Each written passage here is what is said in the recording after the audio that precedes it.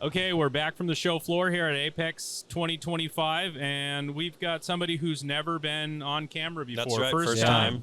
So without further ado, making his debut is Justin Worden from ROCKA Solutions. We'll go with ROCKA. We're in the United States. Okay. Yeah, we'll go with ROCKA. Yeah, I almost did the Spanish there. I wanted to say ROCKA, but yeah. Run with it, man. Oh, keep it up right here. I've never done this before, guys. I'm very nervous. Yep, that's all right.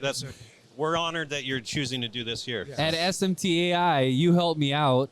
I had my mic far away, and I started talking, and then you raised my hand up to it like this. It was like, thank you for that. I wish people could actually see what's going on here, because you guys are filming this podcast. We got cameras filming the cameras, and we got camera guys filming the cameras. So we have 3 layers. It's like when you look into, like 2 mirrors, it goes back and back and back. So awesome, man. This is great. I've been wondering when I was going to get the invite. I think I've gotten a few invites onto the decode, but then someone more important takes my spot. No. You couldn't do it the first time I asked, so it's a two-way street. No, scheduling's actually been probably one of the hardest things to do when it comes to a podcast, because most people, if they're running a podcast by themselves, just have to account for their schedule and the guest schedule. Trying to get 3 people married with families to get their schedule together first and try to find a way that works for the guests too. That's been pretty challenging, but. Well, enough about us. Oh, okay. Let's learn something about you. I'm not doing the interview. Yeah, that's true. Yeah, the tables way to take control back. Yeah. Please be the alpha in this group. All right. So ROCKA Solutions, you want to know what we do? Yeah, I do. All right. So ROCKA, you can do whatever you want. It depends on what country you're in. We are actually even in Brazil now, and I think they pronounce it ROCKA. I think the R is an H in Portuguese, but I don't know. But ROCKA Solutions started about 6 years ago as a global distributor. So the original plan for ROCKA was just be a distributor of all the top brands. We work with Zestron, Weller, Indium, a lot of the brands that you guys use in your facilities every single day. And the way I tell the story is, once COVID hit, we quickly realized that we had to make a little bit of a transition, because, when raw materials became hard to come by, people were switching up the products without even letting everyone know. And then your customers call you and say, hey, this product changed. But you don't even know it changed, because it's manufactured somewhere else and they changed the raw materials. And this was specifically the case for ROCKA with our SMT stencil rolls. Like everyone else, we were just white labeling them through a factory in China and selling them to the customer. And once that raw material shortage happened, we decided quickly that we needed to pivot, and we actually went into manufacturing, owning our own raw materials and bringing the manufacturing. And most of the products we manufacture under the ROCKA brand, we're doing right here in North America. I love it. It's awesome. So you've got more control over consistency and quality, because you're not relying on somebody else. You're actually owning those processes and building all the product. And the supply chain element of it, right? And the supply chain, yeah. That's the very important part, because, when you deal with consumables, if you're going to make money in selling consumables, you got to sell a lot of it. Sure. And it comes down to typically 3 things. Price, right, Daniel? Sure. Sorry. Love it. He has a very aggressive purchasing department. No, I'm just kidding. They're very nice. They're dogged. You haven't even bought anything from me. I'm going to get fired. Yeah. No, so it comes down to price. Our volume wouldn't do it for you. Quality and availability, right? You never want to win the business on price, but the great thing about ROCKA Solutions, when we brought manufacturing in-house, we're actually able to sell at a lower price with a much higher quality. And the reason for that, it's no secret sauce. We're just removing the distribution aspect, right? Because when you go and buy these consumables from any of these online platforms or any of these companies, before they even leave China, they've gone through 2 or 3 layers of distribution. Sure. Then they come into the United States. They go through 2 or 3 more layers of distribution.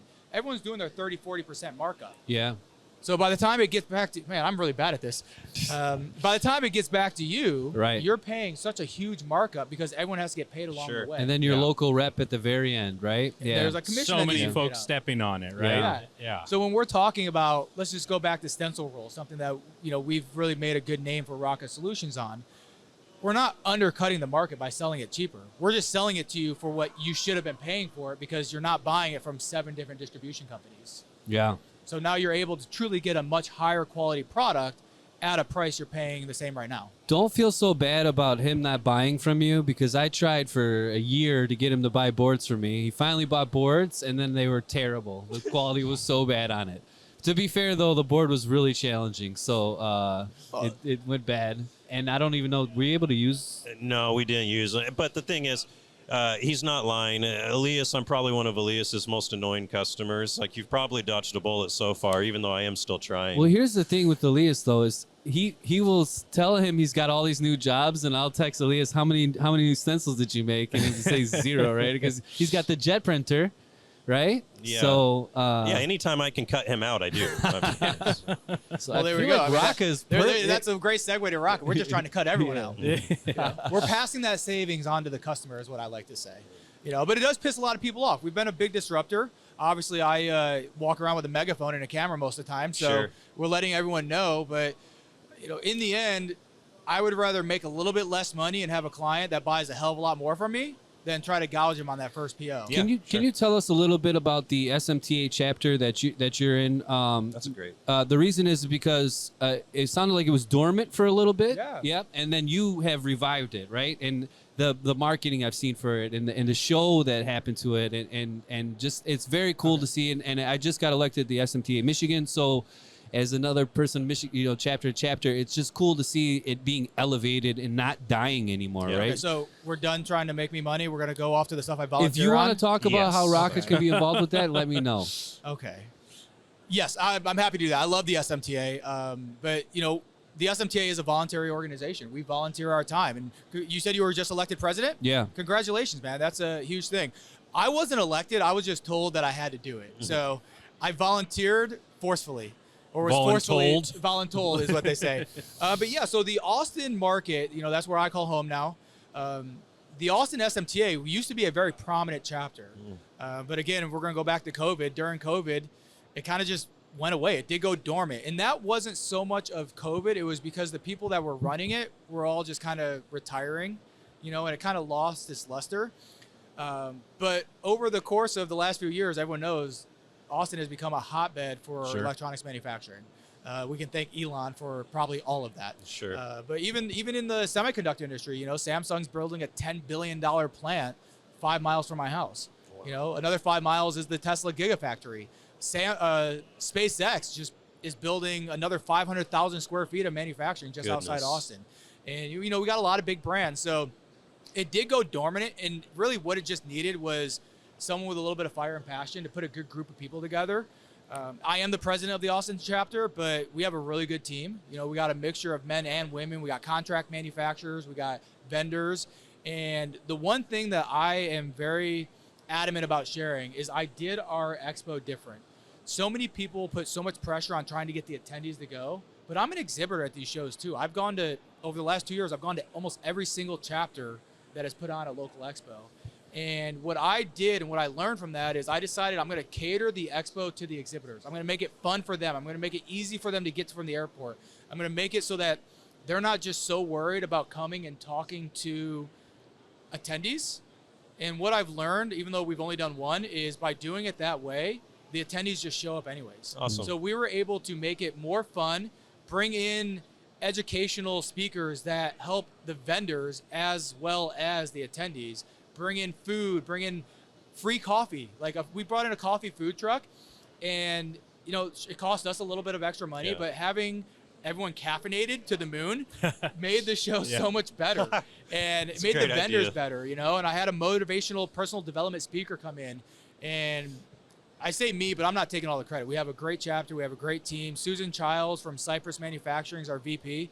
And she's just like a godsend. Like she has a vision and an energy about her that makes my life a lot easier. But I feel like that's what's perfect about you having in it, because you have such a microphone, what's new in electronics, right? Yep. Tied in with ROCKA, right? Like it's the perfect already there to get this voice out there, to tell people what's going on. And I got one last question I wanted to ask. I seen you interviewed the president of ROCKA down in Mexico. How was that? Because it was kind of, he's a big deal, right? Yeah, that's who I report to, man. Right. It's, having the president of ROCKA Solutions, at my fingertips is a tremendous resource. Yeah, for sure. But just to kind of wrap this up, I see the blinking light telling me I got to go. But, when we sat down, I got to get a bigger microphone because you even asked me, like, you guys are more than just solder paste. Yeah. And that is true. But the little background on that, Rodrigo Caucho founded ROCKA Solutions. That was the guy you were interviewing? Yeah. Okay. He's the president of ROCKA Solutions, and he built his name working at AIM, AIM solder paste. And we are a global distributor for Indium, and we move a lot of volume. But yeah, we have everything. Our hashtag is everything you need. The way I describe it to people is when you walk into your floor, remove the equipment, everything else you use, we can provide. Love it. Love it. Thank you. It's awesome hearing about what you've got going on at ROCKA and as well with the Austin chapter. I think some of the strategies that you mentioned are maybe counterintuitive on their face, like catering to the exhibitors rather than the actual attendees. But I think it underscores the importance of, okay, this sect is dormant. It's not working, doing what has already and always been done. So let's try something different. And I think that's, if I have one takeaway from that bit, it's like disruptive is what the term that you used. And I think that could be applied to probably everything you're working on right now. Well, that's what the D code stands for, right? The disruptive code. That's right. Bingo. You Yeah. heard it Thank you here for that. first. Well, I think we can all learn from this, and what you guys are doing is great. I'm a big fan of it because one thing that I always critique this industry on, people want to hang on to their information. They think everything's worth money, and it is. But what I've learned is give stuff away for free, man. and it comes back tenfold. Totally Agreed. agree. Well, thank you very much, Justin. This was hugely. I know. Was it technical enough we for went you? back and forth or whatever, but we're good buddies, and that's what everyone will see. I love it, so. man. You guys are kicking ass, dude. That's fun. Thank Thank you. you, brother.